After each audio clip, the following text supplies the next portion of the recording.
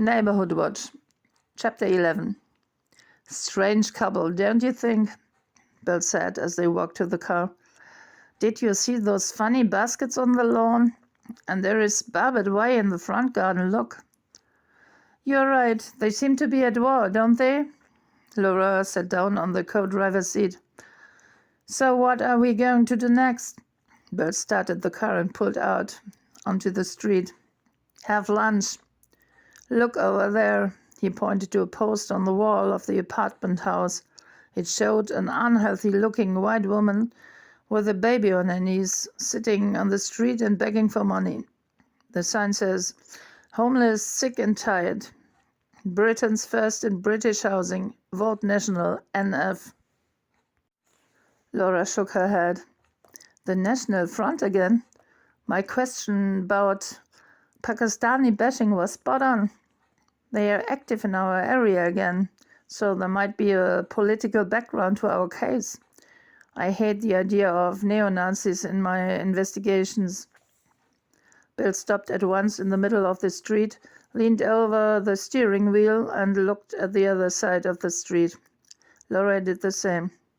A group of 6 adults, 6 with their traditional turbans and 3 youngsters with pet cats on their heads left the apartment house and took the direction of the underground.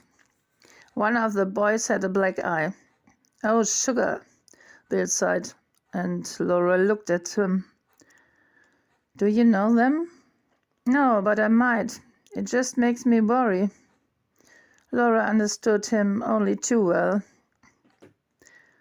"Edward McCarthy is a retired schoolteacher, right?" she asked. "We have to keep that in mind. The intercultural approach in education, you know. Maybe we should talk to his former head teacher." Bill agreed hesitantly. "Maybe. Though I think McCarthy will turn up very soon. Here is my strong suspicion.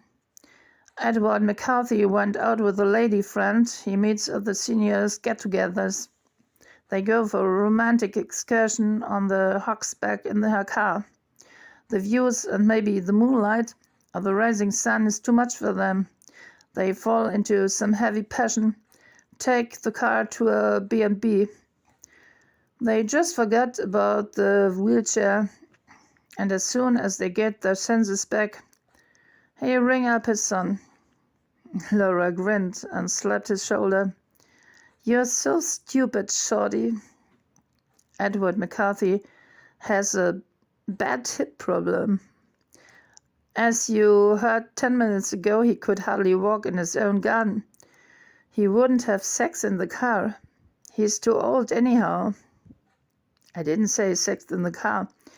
I spoke of an B&B. You don't know what a wonderful woman can make us do.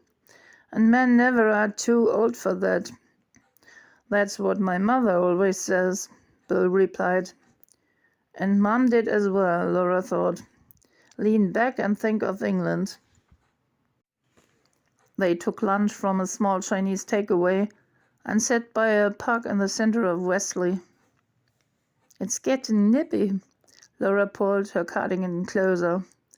Bill talked to Moira on his mobile. Laura heard him say, "Don't call me Shorty.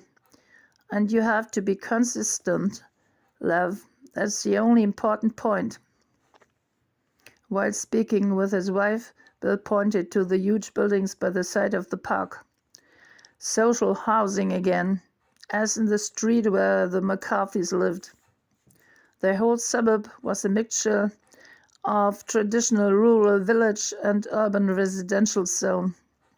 The council housing area reminded Laura of the area where Nigel's friend Sam Bullocks had lived, and where she had to go several times to talk to his parents to prevent Nigel and Sam being expelled from school. In the end, though, it had only worked for Nigel. Sam had to leave the community school at the age of 16. He had been caught peddling drugs. Nigel had claimed to be innocent, and there was no evidence against him. But until today, Laura was still not sure that Nigel had nothing to do with it.